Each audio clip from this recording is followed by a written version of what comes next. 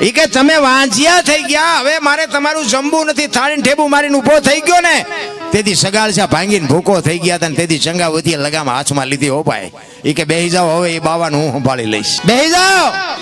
અને આમ હાલ તો થવાની તૈયારી કરીને આમ ખડકી આડી કરીને કીધું, એ બાપુ બેહી જાઓ, જેમ્યા વગર નથી જવાનું, બેહી જાઓ. બીજો દીકરો જોઈ છે ને, એ કે બેહી જાઓ.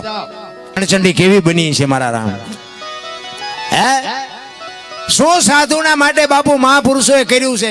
એને ખબર નહોતી કે આ ભગવાન છે. એક સાધુ છે, એક બાવો છે. બાવાને ખવડાવવા માટે 8 દિના જેને કડાકા થયા હોય, 8 દિને એલી મનાણી હોય, અને એક 5-7 વર્ષનો દીકરો હોત 8 દીથી ભૂખ્યો હોય, પતિ પત્ની દુખી હોય. સાધુ વાહે બાપુ કેવડી ટેક રાખી છે.